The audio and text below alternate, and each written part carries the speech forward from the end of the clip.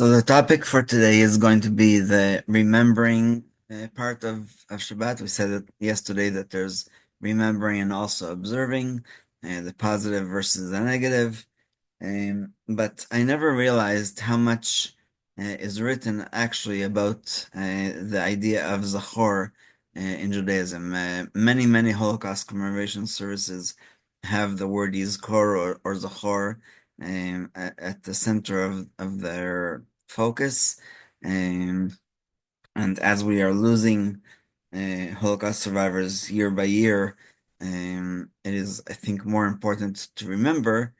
So there's even a verse in Parshat Ha'azinu, chapter 32, verse 7, it says, Zechor Yomot Olam Bino Shnot Dor Vador. So learn your history and understand what happened in each and every generation. And the rabbis understand this not as a positive commandment like, putting on tefillin or whatever, but a good direction that without it, we are lacking something. The Sephardim actually, we'll look at the Siddur of the Sephardim.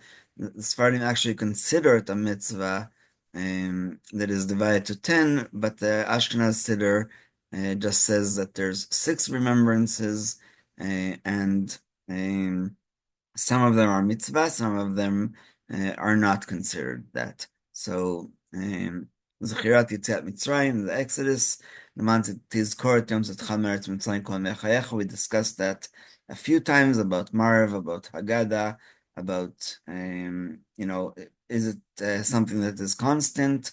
The second remembrance is remembering the revelation of Mount Sinai, where it says, Hisham Elecha Ushmor Nafshecha Ma'od, very strange.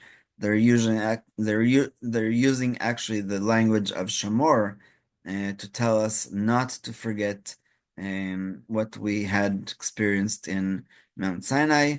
Zechirat Amalek, back to the positive, and it is a mitzvah, and we keep this mitzvah once a year, Parashat Zachor, the Maftir Zachor before Purim, remembering what Amalek did to us and to our ancestors, and continues to do to us.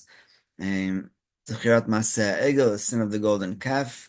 Don't forget how you have upset and provoked Hashem in the desert.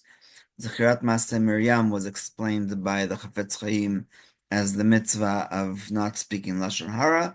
There's a positive mitzvah to remember what Hashem did to Miriam after she spoke Lashon Hara, but there's also many negative mitzvahs. I think he counts 35 mitzvahs of how our speech should be controlled and maintained in a positive way, and not to speak slander or even something that smells like slander.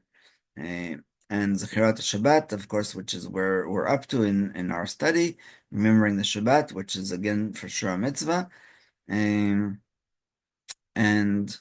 then they quote the 10 Commandments. So let me stop the share and share the other screen of the Sephardi commandments, the Sephardi remembrances. So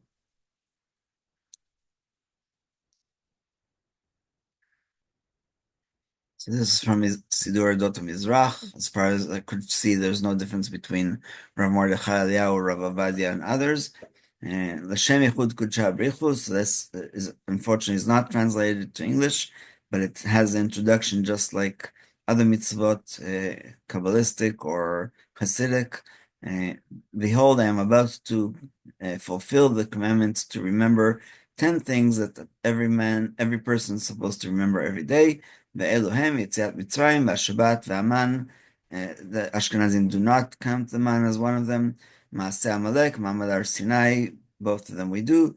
Mashek Tzifu Avotenu Kadosh Baruch Hu B'Midbar, so that they provoked God in the desert, specifically with the Egel, the golden calf.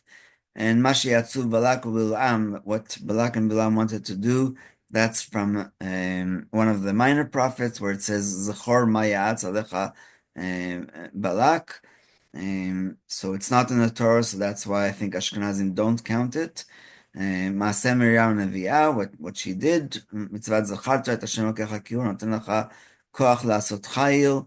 I think the argument there why that's not a constant mitzvah for every day is because it's written in the context of going to battle, and we don't go to battle every single day. And last, Zechirat Yerushalayim, Tiberet Ikonen, which is definitely not mentioned in the Torah because Yerushalayim is the first mentioned in the book of Joshua. So those are the remembrances, and and of course the idea of remembering is something very, very important for our nation. But let's concentrate on Shabbat and the Exodus from Egypt because, like we said during the week, Shabbat doesn't only remind us of the creation of 6 days; it also reminds us of the fact that the Jewish people left Egypt in order to keep the Shabbat and in order to remember the Shabbat with the wine and the kiddush, with the hamotzi, and with the candle lighting. And so this is how Rabbi Melamed explains it. With the commandment to commemorate the day of Shabbat, to sanctify it, we are enjoined to recall the foundations of faith. This is why the mitzvah of Shabbat is the fourth of the 10 commandments. First, we are commanded to believe in God and know Him, as it states, I am the Lord your God, who brought you out of the land of Egypt, the house of bondage, even though there's no specific verb there, remember that or acknowledge that. Our rabbis believe that this was the first commandment, and other rabbis argued that it's called Aseret Dibrot, means 10 utterances, Devarim, because again, Anochi Hashem Elokecha does not say you have to acknowledge or believe that I am the Lord your God who took you out of Egypt. But of course, there's no basis for any of the mitzvot if we don't believe that. Following this, we are commanded not to worship foreign gods. You shall have no other gods besides me. You shall not make for yourself a sculptured image or any likeness. You shall not bow down to them or serve them. The third commandment is to honor his name and not to swear falsely. And the fourth commandment, therefore, is about Shabbat, the day that expresses the foundations of our faith in the world. So this is according to the explanation of Ramban, Nachmanides, and the Zohar takes it one more step further. The Zohar states that all the principles and secrets of faith are linked to Shabbat. So we recall two fundamentals of faith on Shabbat. The first is the creation of the world. Shabbat attests that the Creator made the world in 6 days and rested on the seventh. Ever since then, He continues to give the world life and sustain it. And the second fundamental is that God took His people out of Egypt, and by doing so, He made clear to all that in addition to having created the world, He also supervises and manages it, what we call divine providence, punishing the wicked and rewarding the righteous. He chose Israel to be His people, through which His providence is made manifest in the world. So if a non-Jew kept Shabbat, and we discussed that last week, they probably will be blessed, but because they're not commanded, it's not going to be the same manifestation. It's not going to be the same clear view that you are being blessed because you keep the Shabbat. The sages tell us that the mitzvah of ZACHOR entails invoking Shabbat throughout the week by preparing for it. Similarly, the Levites in the temple would preface the singing of the daily psalm with the formula, today is the first, second, etc. day of the week before Shabbat. And by the way, another difference with the Sfaradim is they say Hayom Yom Chamishi b'Shabbat Kodesh. They add the word holy. Of course, today is not holy per se, but we are part of Shabbat Kodesh, and that's how they even more emphasize this idea of remembering Shabbat. This tells us that the weekdays are not days in their own right, but rather draw their meaning and value from Shabbat. It is indeed a fact that in Hebrew, the Holy Tongue days are numbered in relation to Shabbat, the first day, Yom Rishon, and the second day, etc. This contrasts with other languages and beliefs, such as English and French, in which each day has its own name, generally named for some ancient deity or stellar body. Shabbat is named Saturday, and most people say that that's from Saturn.